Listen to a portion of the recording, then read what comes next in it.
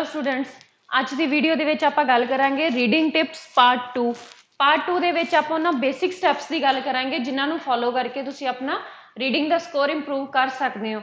जिस तरह कि तुहानूं पता ही है कि आपां कल की वीडियो दे विच डिस्कस किया कि डिफरेंट टाइप ऑफ क्वेश्चनस हुंदे आ रीडिंग दे विच, MCQs, filling the blanks, true false, not given और यस नो और हैडिंग मैचिंग हुंदे आ। ना उन्हां सारियां तुसीं क्वेश्चनस नूं किद्दां सॉल्व करना है और टिप्स एंड ट्रिक्स की आपां गल करांगे। कई स्टूडेंट्स नूं MCQ च प्रॉब्लम आउंदी है और कई स्टूडेंट्स नूं हैडिंग प्रॉब्लम च आउंदी है और कई स्टूडेंट्स नूं प्रॉब्लम आउंदी है कि नॉट गिवन और ट्रू फॉल्स का पता नहीं चलता भी की है की नहीं। तो अज आपां उन्हां बेसिक स्टैप्स की गल करांगे। First one is learn synonyms. Synonyms means alternative words. कोई भी एक वर्ड है उसका ऑल्टरनेटिव आ। फॉर एग्जाम्पल बिग, इस चीज़ में आप लार्ज भी कह सकते हैं, ह्यूज भी कह सकते हैं, ਜਾਂ स्मॉल हो गया, स्मॉल ਨੂੰ ਆਪਾਂ टाइनी कह देंगे, माइन्यूट कह देंगे, ठीक है। और ब्यूटीफुल हो गया, उनके लिए गॉर्जियस वर्ड यूज़ कर सकते हैं, प्रैटी वर्ड यूज़ कर सकते हैं। तो इदा आप डिफरेंट आप वर्ड्स लर्न करने हैं और कि अगर जे एक वर्ड आ उन्होंने डिफरेंट वे नाल किस तरह एक्सप्रैस कर सकते हैं।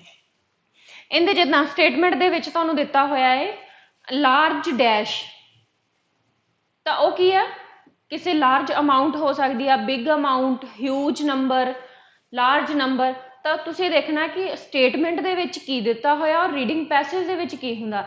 स्टूडेंट्स मेन गलती की करते हैं, for example filling the blanks दिता, उत्थे वर्ड ह्यूज यूज़ किया तो उस वर्ड नूं रीडिंग पैसेज दे विच फाइंड आउट करने की कोशिश की है, जबकि उस वर्ड का अल्टरनेटिव वर्ड सिनोनिमस यूज़ किया हुंदा उन्होंने और इनके करके उन्होंने पता नहीं हुंदा कि इस वर्ड की जगह उन्होंने ये वर्ड यूज़ किया होया। तो वो की करते हैं, वो अपने उस आंसर नूं लभदे रहिंदे और उन्होंने पता नहीं चलता और वो टाइम वेस्टेज कर लेंदे आ और अल्टीमेटली अपना आंसर फिर भी गलत अटैम्प्ट करते हैं। इसलिए अल्टरनेटिव वर्ड्स तुसीं सारे लर्न करने आ। कोशिश करो कि डेली तुसीं घट्टो घट्ट 10 वर्ड तो याद करो, इन्हां दे सिनोनिमस भी और एंटोनिमस। उहदे विच की हुंदा ऑपोजिट वर्ड, जिस तरह बिग ਉਹਦਾ ऑपोजिट स्मॉल आ गया, ब्यूटीफुल अगली। तो इदा करके भी इन्हां चीज़ों की थोनों प्रॉब्लम आऊगी। मान लो तुहानूं पता ही नहीं है इस चीज़ का ऑपोजिट की आ, ये चीज़ां ट्रू फॉल्स के विच काम आउंदियां। उत्थे किसी चीज़ की ब्यूटी बारे गल कीती आ, जबकि स्टेटमेंट दे विच उन्होंने कुछ होर गल कीती आ, उहदी ऑपोजिट गल करती, ठीक है। किते जगह उहदी क्वालिटी की गल कीती आ, कई जगह उहदी स्टेटमेंट दे विच उहदे नैगेटिव पॉइंट्स की गल कीती आ। तो उन्होंने चीज़ों का तुसीं ध्यान रखना और इन्होंने वर्ड्स का अगर तुसीं खास करके ध्यान रखोगे ऑल्टरनेटिव वर्ड्स और ऑपोजिट वर्ड का, तो तुसीं की अपनी filling the blanks, true false की अपने वधिया तरीके नाल अटैम्प्ट कर सकते हो। जिहड़ियां प्रॉब्लम्स आ जां स्टेटमेंट गलत होंदी आ जां कुछ भी आ, तो उन्होंने चीज़ों को तुसीं ओवरकम कर सकते हो।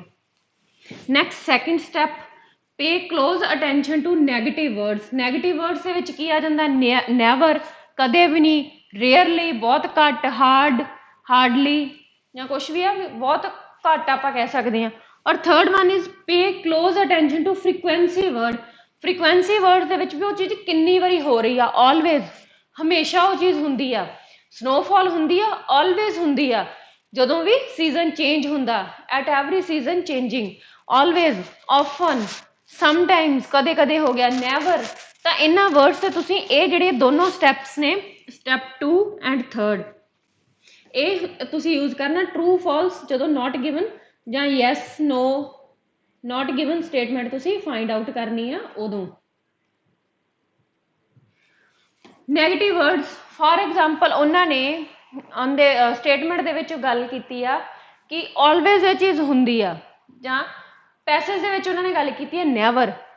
स्टेटमेंट तुहानूं नैगेटिव दित्ती आ, पैसेज दे विच इनफॉर्मेशन पॉजिटिव आ, तुसीं उस चीज़ नूं समझ नहीं पा रहे, तुहानूं पता नहीं चल रहा कि वो की कहना चाहता है, तो उस चीज़ से भी तुसीं अपना जिहड़ा आंसर आ वो गलत कर दिंदे आ। जिस तरह तुसीं ट्रू लाता बट उत्थे गल कीती नैगेटिव पॉइंट की, ते पैसेज दे विच पॉजिटिव पॉइंट की गल कीती आ ते तुसीं चूज करता ट्रू, तो वो चीज़ गलत हो जानी है, क्योंकि जिहड़ी पैसेज दे विच स्टेटमेंट पॉजिटिव आ और स्टेटमेंट दे विच वो नैगेटिव आ, तो इट मीनस दोनों इनफॉर्मेशनस मैच आपस च नहीं करदियां, तो वो स्टेटमेंट फॉल्स आऊगी। अगर दोनों स्टेटमेंट नैगेटिव आ, स्टेटमेंट भी नैगेटिव आ, पैसेज भी नैगेटिव आ, तो दोनों की आ इनफॉर्मेशन मतलब कि नैगेटिव गल कीती आ, तो दोनों जगह सेम इन्फॉर्मेशन आ तो ठीक आ। अगर दोनों जगह पॉजिटिव आ, पैसेज दे विच भी पॉजिटिव आ, स्टेटमेंट दे विच भी पॉजिटिव आ, इट मीनस वो दोनों स्टेटमेंट ठीक आ, करैक्ट आ। अगर ना तो उन्होंने पैसेज दे विच ट्रू की गल की है, पॉजिटिव की गल की है, ना ही उन्होंने पैसेज दे विच नैगेटिव की गल की है, और वो स्टेटमेंट जी स्टेटमेंट दे विच वो दिती हुई तो इट मीनस वो नॉट गिवन आ। नॉट गिवन क्यों आ? क्योंकि वो किते गल ही नहीं हुई, उन्होंने गल ही नहीं की। ओके, इस तरह फ्रीकुएंसी दे विच हो गया, जिस तरह उन्होंने कहता कि इत्थे जदों भी सीजन चेंज हुंदा है उत्थे स्नोफॉल हुंदी आ, ऑलवेज हुंदी आ। बट स्टेटमेंट दे विच उन्होंने की कहता कि sometimes with weather changing snowfall हुंदी आ। इट मीनस स्टेट पैसेज दे विच ऑलवेज क्या, स्टेटमेंट दे विच समटाइम्स क्या, तो की दोनों की इन्फॉर्मेशन आपस दे विच मैच नहीं करती। इन्फॉर्मेशन मैच नहीं करती तो इट मीनस वो स्टेटमेंट गलत आ।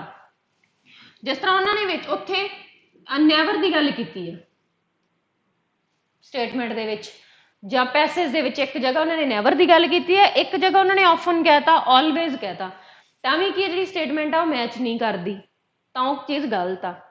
ट्रू मतलब कि जिहड़ी चीज़ होनी आ, श्योर आ कि ये चीज़ है जां ये चीज़ नहीं है। स्टेटमेंट दे विच भी उन्होंने इस चीज़ की गल की है भी ये चीज़ प्रेजेंट आ जां ये चीज़ नहीं प्रेजेंट, और पैसेज दे विच भी उन्होंने गल की है जो कि कन्फर्मड इन्फॉर्मेशन आ वो हैगी आ ट्रू। फॉल्स दे विच आपां कह सकते हैं कि एक जगह इन्फॉर्मेशन होर आ, दूसरी जगह इन्फॉर्मेशन होर आ, और दोनों इन्फॉर्मेशनस आपस दे विच मैच नहीं करदियां, दोनों स्टेटमेंट आ एक सेम नहीं हैगियां, तो इट मीनस वो नैगेटिव आ, वो चीज़ गलत आ, तो उस चीज़ नूं आपां कह देंगे फॉल्स। और नॉट गिवन, नॉट गिवन दे विच वो चीज़ एग्जिस्ट ही नहीं करती, वो चीज़ प्रेजेंट ही नहीं है, उस चीज़ का कोई पैसेज दे विच जिक्र ही नहीं होया, कुछ डिस्कशन ही नहीं हुई, वो स्टेटमेंट नॉट गिवन आ। इसलिए इन्हां वर्ड्स ते तुसीं फोकस करोगे तो जिहड़े तुहाडे ट्रू फॉल्स नॉट गिवन आ उन्हां नूं तुसीं अपना इंप्रूव कर सकते हो। नैक्सट लैसन दे विच आपां 1 बाय 1 इन्हां सारिਆਂ नूं डिटेल दे विच डिस्कस करांगे। फोर्थ है स्टिक विद फर्स्ट आंसर। ये जिहड़ा तुसीं टेक्नीक आ, टिप एंड टेक्नीक आ, ये तुसीं MCQ दे विच तुसीं फॉलो करनी। MCQ दे विच तुहानूं पता है कि ऑप्शनस दित्तियां हुंदियां A B C D जां 1 2 3 4।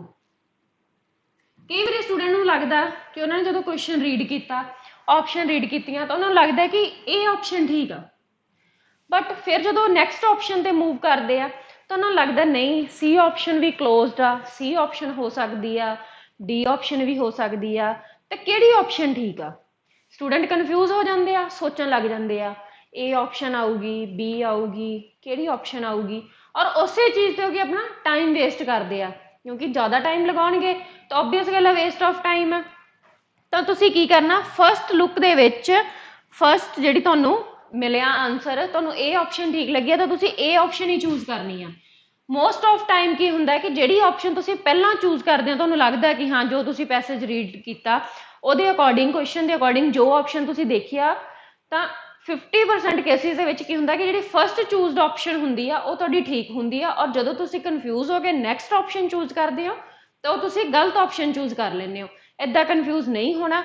अगर तुहानूं फिर भी डाउट लगदा तो कोशिश करो कि जिहड़ी अपनी रीडिंग आ ਉਹਨੂੰ बाइंड अप कर लो 50 to 55 मिनट्स दे विच, ਤਾਂ ਕਿ ਜਿਹੜੇ ਲਾਸਟ ਵਾਲੇ 5 ਮਿੰਟ ਆ ਉਹਨਾਂ ਦੇ ਵਿੱਚ ਜਿਹੜੇ ਤੁਹਾਨੂੰ ਇਦਾਂ ਕਨਫਿਊਜ਼ਨ ਵਾਲੇ ਆਨਸਰਸ ਆ ਉਹਨਾਂ ਤੇ ਤੁਸੀਂ ਟਾਈਮ ਦੁਬਾਰਾ ਲਾ ਸਕੋ। ਤਾਂ ਇਸ ਲਈ ਕਨਫਿਊਜ਼ ਨਹੀਂ ਹੋਣਾ, ਜਿਹੜੀ ਆਪਸ਼ਨ ਤੁਹਾਨੂੰ ਫਸਟ ਲੁੱਕ ਦੇ ਵਿੱਚ ਠੀਕ ਲੱਗਦੀ ਆ ਤਾਂ ਉਸੇ ਆਪਸ਼ਨ ਨੂੰ ਹੀ ਤੁਸੀਂ ਚੂਜ਼ ਕਰਨਾ। Question often follow passage order, not always, मैं ऑलवेज नहीं कह रही, ऑफन। ऑफन मतलब कि बहुत बारी इदां हुंदा कि जिहड़े क्वेश्चनस आ वो सेम पैसेज ऑर्डर फॉलो करते हैं। एक कैटेगरी हुंदी आ फिल इन द ब्लैंक्स और ट्रू फॉल्स। इहदे विच की हुंदा कि अगर तुहानूं पैसेज दे विच फस्ट लाइन दे विच आंसर मिल गया कोई, और हो सकता जिहड़ा नैक्सट ब्लैंक आ वो सैकेंड लाइन दे विच होवे वर्ड, हो सकता थर्ड लाइन दे विच होवे, तो एक ऑर्डर दे विच सारा कुछ पिया हुंदा। ये नहीं है कि पहला फस्ट आंसर मिल गया फिर जो लास्ट वाले पैसेज दे विच सैकेंड आ, फिर सेंटर च आके थर्ड आ गया, फिर फोर्थ सैकेंड लास्ट दे विच फोर्थ, इदां कदे नहीं होऊगा। ਮੋਸਟ ਆਫ ਦਾ ਟਾਈਮ ਕੀ ਹੁੰਦਾ ਕਿ ਉਹ ਇੱਕ ਸੀਕੁਐਂਸ ਦੇ ਵਿੱਚ ਹੀ ਪਏ ਹੁੰਦੇ ਆ। ਫੋਰ ਐਗਜ਼ਾਮਪਲ ਤੁਹਾਡੀਆਂ 5 ਬਲੈਂਕਸ ਨੇ,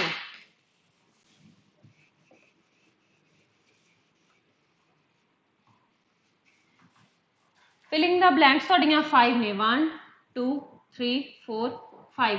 ਤੁਹਾਨੂੰ ਫਸਟ ਆਨਸਰ ਨਹੀਂ ਮਿਲਿਆ, ਸੈਕਿੰਡ ਨਹੀਂ, ਥਰਡ ਮਿਲ ਗਿਆ, ਥਰਡ ਤੁਸੀਂ ਬਲੈਂਕ ਫਿਲਿੰਗ ਦਾ ਬਲੈਂਕਸ ਤੁਸੀਂ ਸੋਲਵ ਕਰ ਲਈ ਆ। ਬਟ ਫਿਰ ਤੁਸੀਂ ਕੀ ਟਰਾਈ ਕਰਨਾ ਕਿ ਜੇ ਫਸਟ ਨਹੀਂ ਮਿਲਿਆ ਛੱਡ ਦਿਓ, ਸੈਕਿੰਡ ਨਹੀਂ ਮਿਲਿਆ ਉਹ ਵੀ ਛੱਡ ਦਿਓ, ਉਹਨਾਂ ਦੇ ਟਾਈਮ ਵੇਸਟ ਨਾ ਕਰੋ, ਥਰਡ ਫਾਈਂਡ ਆਊਟ ਕਰ ਲਓ। ਜਦੋਂ ਤੁਹਾਨੂੰ ਥਰਡ ਆਨਸਰ ਮਿਲ ਗਿਆ, ਮੰਨ ਲਓ ਉਹ ਸੈਕਿੰਡ ਪੈਰਾਗ੍ਰਾਫ ਦੇ ਮਿਡ 'ਚ ਪਿਆ, ਤਾਂ ਤੁਸੀਂ ਥਰਡ ਤੋਂ ਬਾਅਦ ਫੋਰਥ ਫਾਈਂਡ ਆਊਟ ਕਰਨਾ, ਉਹ ਵੀ ਮਿਲ ਗਿਆ ਤੁਹਾਨੂੰ, ਫਿਫਥ ਵੀ ਮਿਲ ਗਿਆ।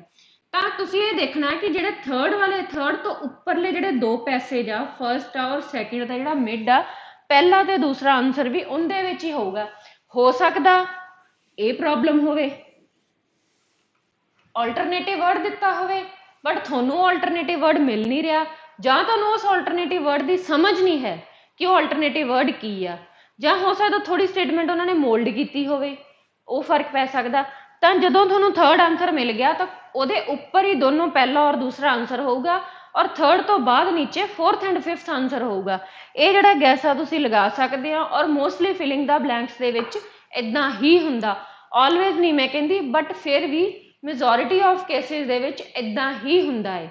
ਤੁਸੀਂ ਜਦੋਂ ਪ੍ਰੈਕਟਿਸ ਕਰੋਗੇ ਇਹ ਚੀਜ਼ ਤੁਸੀਂ ਖੁਦ ਵੀ ਦੇਖੋਗੇ ਕਿ filling the blanks step by step, ਜਾਂ ਜਿਹੜੇ ਫਲੋ ਆਫ ਚਾਰਟ ਹੁੰਦੇ ਆ, ਫਲੋ ਚਾਰਟ ਦੇ ਵੀ ਸਟੈਪ ਬਾਏ ਸਟੈਪ ਜਿਹੜੀਆਂ ਫਿਲਿੰਗ ਦਾ ਬਲੈਂਕਸ ਆ ਉਹ ਵਰਡ ਉੱਦਾਂ ਹੀ ਪਏ ਹੁੰਦੇ ਆ, ਔਰ ਤੁਸੀਂ ਉਹਨਾਂ ਨੂੰ ਉੱਦਾਂ ਹੀ ਫਾਈਂਡ ਆਊਟ ਕਰਨਾ ਔਰ ਸੋਲਵ ਕਰਨਾ। ਹੁਣ next step is know what topic sentence are. Topic sentence, ਇਹ ਚੀਜ਼ਾਂ ਆਪਣੀਆਂ ਜਿਹੜੇ ਆਪਾਂ ਹੈਡਿੰਗ ਮੈਚ ਕਰਦੇ ਆ, ਉਹਨਾਂ ਦੇ ਵਿੱਚ ਇਹ ਟੈਕਨੀਕ ਤੁਸੀਂ ਯੂਜ਼ ਕਰਨੀ ਆ। ਸਟੈਪ 6 ਔਰ 7, be careful, word in question ਔਰ ਰੀਡਿੰਗ, ਇਹ ਦੋਨੋਂ ਆਪਣੇ ਹੈਡਿੰਗ ਜਦੋਂ ਤੁਸੀਂ ਮੈਚ ਕਰਨੇ ਆ ਉਦੋਂ ਇਹ ਤੁਹਾਡੇ ਟਿਪਸ ਕੰਮ ਆਉਣਗੇ। ਇਹਦੇ ਵਿੱਚ ਕੀ ਆ, ਟੌਪਿਕ ਸੈਂਟੈਂਸ ਦੇ ਵਿੱਚ ਕੀ ਤੁਸੀਂ ਦੇਖਣਾ ਹੈ ਕਿ ਜੋ ਹੈਡਿੰਗ ਦਿੱਤਾ ਹੈ ਉਹ 'ਚ ਤੁਸੀਂ ਦੇਖਣਾ ਹੈ ਕਿ ਉਹਨਾਂ ਨੇ ਐਡਵਾਂਟੇਜਸ ਦੀ ਗੱਲ ਕੀਤੀ ਆ, ਜਾਂ ਉਹਦੇ ਨੈਗੇਟਿਵ ਇਫੈਕਟਸ ਦੀ ਗੱਲ ਕੀਤੀ ਆ, ਜਾਂ ਕਿਸੇ ਈਅਰ ਦੀ ਗੱਲ ਕੀਤੀ ਆ। ਤਾਂ ਉਹ ਜਦੋਂ ਤੁਸੀਂ ਪੈਸੇਜ ਰੀਡ ਕਰਨਾ ਹੈ ਤਾਂ ਉਹਦੇ ਵਿੱਚ ਦੇਖਣਾ ਕਿ ਪਰਟੀਕੂਲਰ ਇਹ ਤੁਸੀਂ ਵਰਡ ਨਹੀਂ ਸੇਮ ਚੂਜ਼ ਕਰਨਾ। ਜਿਸ ਤਰ੍ਹਾਂ be careful word in question ਔਰ ਰੀਡਿੰਗ, ਕਈ ਵਾਰੀ ਸਟੂਡੈਂਟ ਕੀ ਕਰਦੇ ਆ ਕਿ ਅਗਰ ਐਡਵਾਂਟੇਜ ਦੀ ਗੱਲ ਕੀਤੀ ਆ, ਇਹ ਵਰਡ ਉਹਨਾਂ ਨੇ ਹੈਡਿੰਗ ਮੈਚ ਦੇ ਵਿੱਚ ਯੂਜ਼ ਕਰ ਲਿਆ, ਐਡਵਾਂਟੇਜ ਆਫ ਦਿਸ ਥਿੰਗ ਜਾਂ ਪੋਜ਼ਿਟਿਵ ਇਫੈਕਟਸ ਆਫ ਦਿਸ, ਤੇ ਇਹੀ ਵਰਡ ਉਹਨਾਂ ਨੇ ਕੀ ਕੀਤਾ ਪੈਸੇਜ ਦੇ ਵਿੱਚ ਸੇਮ ਵਰਡ ਦੇਖ ਕੇ ਉਹ ਲਾ ਦੇਣਗੇ ਏ ਡੀ ਐਫ, ਤਾਂ ਉਹ ਚੀਜ਼ ਇਨਫੋਰਮੇਸ਼ਨ ਰੋਂਗ ਹੋ ਜਾਂਦੀ ਆ। ਕਦੇ ਵੀ ਵਰਡ ਚੂਜ਼ ਕਰਕੇ ਤੁਸੀਂ ਆਨਸਰ ਨਹੀਂ ਸਿਲੈਕਟ ਕਰਨਾ। ਕੀ ਕਰਨਾ, ਤੁਸੀਂ ਸੈਂਟੈਂਸ ਦੇਖਣਾ ਕਿ ਉਹ ਸੈਂਟੈਂਸ ਦਾ ਕੀ ਮੀਨਿੰਗ ਨਿਕਲਦਾ ਪਿਆ। ਹੋ ਸਕਦਾ ਉਹਨਾਂ ਨੇ ਐਡਵਾਂਟੇਜ ਵਰਡ ਯੂਜ਼ ਕਰਕੇ ਉਸ ਤੋਂ ਬਾਅਦ ਸਟੇਟਮੈਂਟ ਨੈਗੇਟਿਵ ਦਿੱਤੀ ਹੋਵੇ, ਹੋ ਸਕਦਾ ਕਿਸੇ ਚੀਜ਼ ਦਾ ਨੈਗੇਟਿਵ ਇਫੈਕਟ ਦੱਸ ਕੇ ਨੈਗੇਟਿਵ ਸਟਾਰਟਿੰਗ ਨੈਗੇਟਿਵ ਤੋਂ ਕਰਕੇ ਅੱਗੇ ਜਿਹੜਾ ਐਂਡ ਆਫ ਪੋਜ਼ਿਟਿਵ ਚੀਜ਼ ਨਾਲ ਗੱਲ ਕੀਤਾ ਹੋਵੇ ਕਿ ਸਟਾਰਟਿੰਗ ਦੇ ਵਿੱਚ ਇਹਦੇ ਨੈਗੇਟਿਵ ਇਫੈਕਟ ਸੀਗੇ, ਇੱਦਾਂ ਲੇਟਰ ਔਨ ਇੱਦਾਂ ਹੋ ਗਿਆ ਤੇ ਇਹ ਚੀਜ਼ ਪੋਜ਼ਿਟਿਵ 'ਚ ਕਨਵਰਟ। ਪਰਟੀਕੂਲਰ ਸੈਂਟੈਂਸ ਦੇ ਮਗਰ ਨਹੀਂ ਜਾਣਾ, ਪੂਰੀ ਜਿਹੜੀ ਸਟੇਟਮੈਂਟ ਆ ਉਹਨੂੰ ਰੀਡ ਕਰਨਾ, ਸਟੇਟਮੈਂਟ ਨੂੰ ਰੀਡ ਕਰਕੇ ਫਿਰ ਪੈਸੇਜ ਦੇ ਵਿੱਚ ਲਾਈਨ ਦੇਖਣੀ ਆ ਕਿ ਉਹ ਕਿਹੜੀ ਲਾਈਨ ਆ ਜੋ ਇਸ ਚੀਜ਼ ਨੂੰ ਐਕਸਪ੍ਰੈਸ ਕਰ ਰਹੀ ਆ ਜਾਂ ਉਸ ਚੀਜ਼ ਨੂੰ ਡਿਸਕ੍ਰਾਈਬ ਕਰ ਰਹੀ ਆ। ਤਾਂ ਪੂਰੀ ਲਾਈਨ ਦਾ ਜਿਹੜਾ ਮੀਨਿੰਗ ਆ ਜਾਂ ਪੈਰਾਗ੍ਰਾਫ ਦੇ ਪੂਰਾ ਮੀਨਿੰਗ ਆ ਉਹਨੂੰ ਤੁਸੀਂ ਕੋਸ਼ਿਸ਼ ਕਰਨਾ ਕਿ ਉਹ ਜਿਹੜਾ ਤੁਹਾਨੂੰ ਪਤਾ ਚੱਲ ਜੇ। ਫੋਰ ਐਗਜ਼ਾਮਪਲ 5 ਦਿੱਤੇ ਆ, passage A B C D E, ਉਹ ਚੋਂ A ਤੁਹਾਡਾ ਚੂਜ਼ ਆ, ਪਿੱਛੇ ਰਹਿ ਗਏ 4, ਫਸਟ ਨਹੀਂ ਤੁਹਾਨੂੰ ਮਿਲਿਆ ਛੱਡ ਦਿਓ, ਸੈਕਿੰਡ ਨਹੀਂ ਮਿਲਿਆ ਛੱਡ ਦਿਓ, ਥਰਡ ਵਾਲਾ ਚੂਜ਼ ਹੋ ਗਿਆ ਤਾਂ ਉਹ ਜਿਹੜੀ ਆਪਸ਼ਨ ਦਿੱਤੀ ਆ 1 2 3, ਉਹ ਜਿਹੜੇ ਮੰਨ ਲਓ ਸੈਕਿੰਡ ਆਪਸ਼ਨ ਆ ਉਹ ਤੁਸੀਂ ਕੱਟ ਕਰ ਦਿਓ ਵੀ ਉਸ ਚੀਜ਼ ਨੂੰ ਹੁਣ ਤੁਸੀਂ ਦੇਖਣਾ ਹੀ ਨਹੀਂ, ਇਗਨੋਰ ਕਰ ਦਿਓ। ਕਿਉਂਕਿ ਅਗਰ ਤੁਸੀਂ ਉਹੀ ਚੀਜ਼ ਨੂੰ ਦੁਬਾਰਾ ਰੀਡ ਕਰੋਗੇ ਤਾਂ ਤੁਹਾਨੂੰ ਲੱਗੂਗਾ ਕਿ ਇਹ ਚੀਜ਼ 4th ਪੈਰਾਗ੍ਰਾਫ ਦੇ ਵਿੱਚ ਵੀ ਆ, ਇਹੀ ਚੀਜ਼ 5th ਨੋ, ਇੱਦਾਂ ਨਹੀਂ ਕਰਨਾ। ਔਰ ਪਰਟੀਕੂਲਰ ਇੱਕ ਇਨਫੋਰਮੇਸ਼ਨ ਨੂੰ ਬਰੀਫਲੀ ਜਾਂ ਡਿਟੇਲ ਦੇ ਵਿੱਚ ਉਹਦੇ ਵਿੱਚ ਐਕਸਪਲੇਨ ਕੀਤਾ ਹੋਊਗਾ, ਤਾਂ ਤੁਸੀਂ ਫੋਕਸ ਕਰਨਾ ਕਿ ਉਹ ਇਨਫੋਰਮੇਸ਼ਨ ਕੀ ਆ, ਪਰਟੀਕੂਲਰ ਸੈਂਟੈਂਸ ਤੇ ਫੋਕਸ ਨਹੀਂ ਕਰਨਾ। ਤਾਂ ਇਦਾਂ ਤੁਸੀਂ ਆਪਣੇ ਜਿਹੜੇ ਹੈਡਿੰਗ ਮੈਚਿੰਗ ਆ ਉਹਨੂੰ ਤੁਸੀਂ ਈਜ਼ਲੀ ਕਰ ਸਕਦੇ ਹੋ ਕਿ ਅਗਰ ਐਡਵਾਂਟੇਜ ਵਰਡ ਆ ਤਾਂ ਐਡਵਾਂਟੇਜ ਵਰਡ ਤੇ ਹੀ ਨਹੀਂ ਜਾਣਾ, ਜਾਂ ਈਅਰ ਦੀ ਗੱਲ ਕੀਤੀ ਉਹ ਪਰਟੀਕੂਲਰ ਈਅਰ, ਹੋ ਸਕਦਾ ਉਸ ਈਅਰ ਦੇ ਵਿੱਚ ਕੁਝ ਹੋਰ ਇਨਵੈਂਸ਼ਨ ਹੋਈ ਹੋਵੇ ਤੇ ਉਹਨਾਂ ਨੇ ਗੱਲ ਕੁਝ ਹੋਰ ਕੀਤੀ ਆ, ਇਦਾਂ ਨਹੀਂ ਕਰਨਾ। ਇਨਫੋਰਮੇਸ਼ਨ ਦੇਖਣੀ ਹੈ ਕਿ ਉਹ ਇਨਫੋਰਮੇਸ਼ਨ ਆ ਪੂਰੀ ਲਾਈਨ ਤੁਹਾਨੂੰ ਕੀ ਕਹਿ ਰਹੀ ਆ। ਤਾਂ ਨੈਕਸਟ ਪ੍ਰੈਕਟਿਸ ਈਚ ਕੁਐਸਚਨ ਟਾਈਪ। ਇਹ ਨਹੀਂ ਹੈ ਕਿ ਤੁਸੀਂ ਫਿਲਿੰਗ ਦੀਆਂ ਬਲੈਂਕਸ ਦੀ ਪ੍ਰੈਕਟਿਸ ਕਰਨੀ ਆ, ਤੁਸੀਂ ਟਰੂ ਫਾਲਸ ਦੀ ਪ੍ਰੈਕਟਿਸ ਕਰਨੀ ਆ। No, each and every type of question ਤੁਸੀਂ ਪ੍ਰੈਕਟਿਸ ਕਰਨੇ ਆ।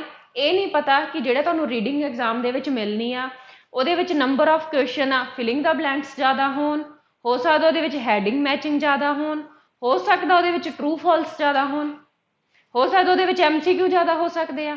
ਔਰ ਸਟੂਡੈਂਟ ਕਹਿੰਦੇ ਅਸੀਂ ਤਾਂ ਫਿਲਿੰਗ ਦਾ ਬਲੈਂਕਸ ਟਰਾਈ ਕਰਦੇ ਰਹਿ ਗਏ, ਰੀਡਿੰਗ ਇਸ ਵਾਰੀ ਬਹੁਤ ਔਖੀ ਆ ਗਈ ਕਿਉਂਕਿ ਉਹਦੇ ਵਿੱਚ MCQ ਜ਼ਿਆਦਾ ਸੀ।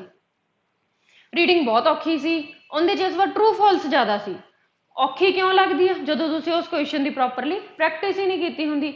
ਇਸ ਲਈ ਇਹ ਨਹੀਂ ਹੈ ਕਿ ਤੁਸੀਂ ਇੱਕ ਤਰ੍ਹਾਂ ਦੇ ਕੁਐਸਚਨ ਨਾਲ ਹੀ ਸਟਿਕ ਹੋਏ ਰਹਿਣਾ ਤੇ ਤੁਸੀਂ ਉਹਨੂੰ ਹੀ ਪ੍ਰੈਕਟਿਸ ਕਰਨਾ। ਨੋ, ਈਚ ਐਂਡ ਐਵਰੀ ਟਾਈਪ ਨੂੰ ਤੁਸੀਂ ਪ੍ਰੈਕਟਿਸ ਕਰਨਾ ਤਾਂ ਕਿ ਜਿਹੜਾ ਤੁਹਾਡਾ ਰੀਡਿੰਗ ਦੇ ਵਿੱਚ ਬੈਂਡ ਸਕੋਰ ਆ ਉਹ ਪ੍ਰੋਪਰਲੀ ਇੰਪਰੂਵ ਹੋਵੇ ਔਰ ਤੁਹਾਡਾ ਜਿਹੜਾ ਬੈਂਡ ਸਕੋਰ ਆ 6, 7, 8 ਤੱਕ ਤੁਹਾਡਾ ਬੈਂਡ ਸਕੋਰ ਜਾ ਸਕੇ। Practice outside home.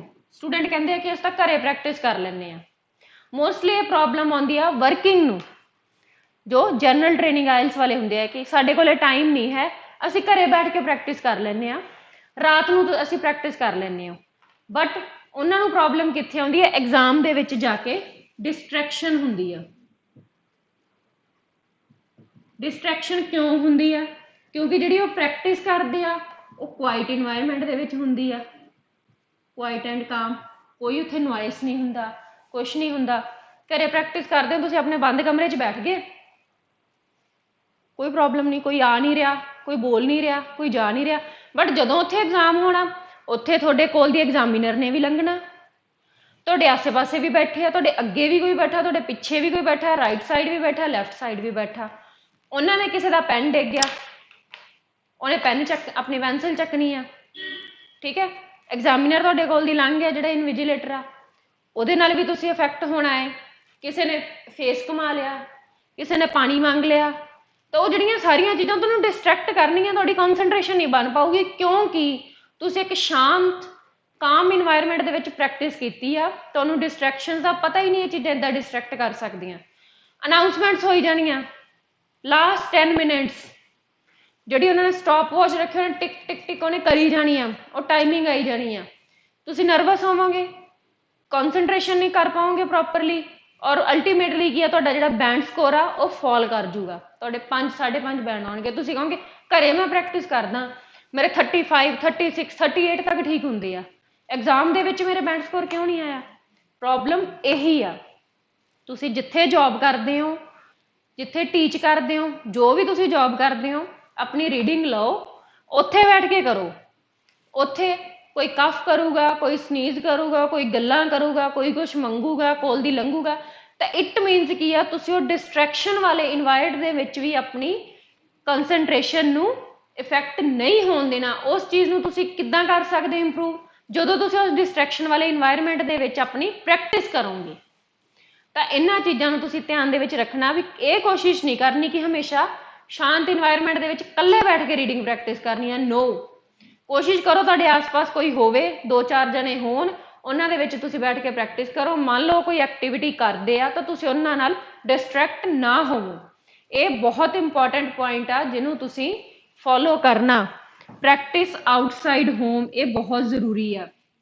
ਕਈ ਕਹਿਣਗੇ ਅਸੀਂ ਟਰੈਵਲ ਕਰਕੇ ਜਾਂਦੇ ਆ, ਜੇ ਅਸੀਂ ਸਾਡੇ ਕੋਲੇ ਟਾਈਮ ਨਹੀਂ ਹੁੰਦਾ ਇਸ ਲਈ ਅਸੀਂ ਘਰੇ ਬੈਠ ਕੇ ਪ੍ਰੈਕਟਿਸ ਕਰਦੇ ਹਾਂ। ਨੋ, ਟਰੈਵਲ ਕਰਦੇ ਹੋ, ਘੰਟੇ ਦੀ ਟਰੈਵਲਿੰਗ ਆ ਤੁਹਾਡੀ, 2 ਘੰਟੇ ਦੀ ਟਰੈਵਲਿੰਗ ਆ, ਤੁਸੀਂ ਬੱਸ 'ਚ ਬੈਠੇ ਹੋ, ਟ੍ਰੇਨ 'ਚ ਬੈਠੇ ਹੋ, ਤੁਸੀਂ ਉੱਥੇ ਬੈਠ ਕੇ ਪ੍ਰੈਕਟਿਸ ਕਰ ਲਓ। ਬੱਸ ਦੇ ਵਿੱਚ ਕੋਈ ਚੜ੍ਹ ਰਿਹਾ, ਕੋਈ ਉਤਰ ਰਿਹਾ, ਕੋਈ ਆ ਰਿਹਾ ਜਾ ਰਿਹਾ, ਤਾਂ ਉਹ ਡਿਸਟਰੈਕਸ਼ਨ ਇਨਵਾਇਰਨਮੈਂਟ ਹੀ ਆ। ਉਸ ਡਿਸਟਰੈਕਸ਼ਨ ਵਾਲੇ ਇਨਵਾਇਰਨਮੈਂਟ ਦੇ ਵਿੱਚ ਕਿੱਦਾਂ ਤੁਸੀਂ ਆਪਣੇ ਆਪ ਨੂੰ ਉਸ ਚੀਜ਼ ਤੇ ਫੋਕਸ ਕਰਨਾ ਹੈ, ਉਹ ਚੀਜ਼ ਤੁਹਾਡੀ ਇੰਪਰੂਵਮੈਂਟ ਹੋਊਗੀ ਔਰ ਤੁਸੀਂ ਆਪਣਾ ਰੀਡਿੰਗ ਦੇ ਵਿੱਚ ਵਧੀਆ ਕਰ ਪਾਓਗੇ ਐਗਜ਼ਾਮ ਦੇ ਵਿੱਚ without any distraction. Last, scan backwards for practice. Scanning ਉੱਦਾਂ ਹੀ ਬਹੁਤ ਜ਼ਰੂਰੀ ਆ। ਪੂਰਾ ਵਰਡ ਟੂ ਵਰਡ ਤੁਸੀਂ ਨਹੀਂ ਪੜ੍ਹਨਾ, ਜਿਹੜੇ ਮੇਨ ਵਰਡ ਆ ਜਾਂ ਕੁਛ ਵੀ ਆ ਉਹਨਾਂ ਨੂੰ ਤੁਸੀਂ ਸਕੈਨ ਕਰ ਲੈਣਾ। ਮੇਨ ਵਰਡਸ ਜਦੋਂ ਤੁਸੀਂ ਸਕੈਨ ਕਰ ਲਏ ਤਾਂ ਸੇਮ ਉਸੇ ਚੀਜ਼ ਨੇ ਤੁਹਾਡੇ MCQ ਦੇ ਵਿੱਚ ਵੀ ਹੈਲਪਫੁਲ ਹੋਣਾ ਔਰ ਹੈਡਿੰਗ ਮੈਚਿੰਗ ਦੇ ਵਿੱਚ ਵੀ ਹੈਲਪਫੁਲ ਹੋਊਗਾ ਕਿਉਂਕਿ ਤੁਹਾਨੂੰ ਪਤਾ ਲੱਗ ਜੂਗਾ ਕਿ ਮੇਨ ਵਰਡ ਇਹਦੇ ਵਿੱਚ ਉਹਨਾਂ ਨੇ ਆਹ ਪੁੱਛਿਆ, ਪੈਸੇਜ ਦੇ ਵਿੱਚ ਇਹ ਚੀਜ਼ ਦਿੱਤੀ ਹੋਈ ਆ ਔਰ ਤੁਸੀਂ ਆਪਣਾ ਈਜ਼ੀਲੀ ਆਪਣੇ ਜਿਹੜੇ ਕੁਐਸਚਨਸ ਆ ਅਟੈਂਪਟ ਕਰ ਲਓਗੇ, ਵਿਦ ਇਨ ਟਾਈਮ ਕਰ ਲਓਗੇ। ਤਾਂ ਜਿਹੜੇ ਇਹ ਸਟੈਪਸ ਆ ਇਹਨਾਂ ਨੂੰ ਸਾਰਿਆਂ ਨੂੰ ਤੁਸੀਂ ਫੋਲੋ ਕਰਨਾ ਤਾਂ ਕਿ ਜਿਹੜਾ ਤੁਹਾਡਾ ਰੀਡਿੰਗ ਦਾ ਸਕੋਰ ਆ, ਜਿਹੜੀਆਂ ਛੋਟੀਆਂ ਮਿਸਟੇਕਸ ਆ ਤੁਸੀਂ ਹਰ ਟਾਈਪ ਆਫ ਕੁਐਸਚਨ ਦੇ ਵਿੱਚ ਕਰਦੇ ਹੋ, ਇਹਨਾਂ ਛੋਟੀਆਂ ਬੇਸਿਕ ਮਿਸਟੇਕਸ ਆ ਜਿਹੜੀਆਂ ਕਾਮਨ ਮਿਸਟੇਕਸ ਆ, ਇਹਨਾਂ ਨੂੰ ਤੁਸੀਂ ਦੂਰ ਕਰੋ ਔਰ ਇਹਨਾਂ ਨੂੰ ਦੂਰ ਕਰਕੇ ਜਿਹੜਾ ਆਪਦਾ ਰੀਡਿੰਗ ਦਾ ਸਕੋਰ ਆ ਉਹਨੂੰ ਇੰਪਰੂਵ ਕਰ ਸਕੋ, ਆਪਣੀ ਜਿਹੜੀ ਪ੍ਰੈਕਟਿਸ ਨੂੰ ਵਧਾਓ, ਤਾਂ ਕਿ ਜਿਹੜੇ ਤੁਹਾਡਾ ਰੀਡਿੰਗ ਦਾ ਸਕੋਰ ਜੋ ਤੁਹਾਨੂੰ ਚਾਹੀਦਾ ਹੈ, ਕਿਸੇ ਨੂੰ 6 ਚਾਹੀਦਾ, ਕਿਸੇ ਨੂੰ 7 ਚਾਹੀਦਾ, ਕਿਸੇ ਨੂੰ 8 ਚਾਹੀਦਾ, ਤਾਂ ਕਿ ਤੁਸੀਂ ਉਹਨੂੰ ਅਚੀਵ ਕਰ ਸਕੋ, ਤੁਸੀਂ ਗੇਨ ਕਰ ਸਕੋ। ਹੋਪ ਸੋ ਇਹ ਲੈਕਚਰ ਤੁਹਾਡੇ ਲਈ ਬੈਨੀਫੀਸ਼ੀਅਲ ਹੋਊਗਾ। ਨੈਕਸਟ ਲੈਕਚਰ ਦੇ ਵਿੱਚ ਆਪਾਂ ਕੋਸ਼ਿਸ਼ ਕਰਾਂਗੇ ਕਿ ਜਿਸ ਤਰ੍ਹਾਂ ਟਰੂ ਫਾਲਸ ਆ, MCQs ਆ, ਉਹਨਾਂ ਨੂੰ ਆਪਾਂ 1 by 1 ਡਿਟੇਲ ਦੇ ਵਿੱਚ ਡਿਸਕਸ ਕਰੀਏ, ਜੋ ਜਿਹੜੀਆਂ ਅੱਗੇ ਕੰਪਲੀਕੇਸ਼ਨ ਆਉਣੀਆਂ ਜਾਂ ਪ੍ਰੋਬਲਮ ਆਉਣੀਆਂ ਉਹਨਾਂ ਤੇ ਆਪਾਂ ਫੋਕਸ ਕਰਾਂਗੇ। Thank you students, have a nice day.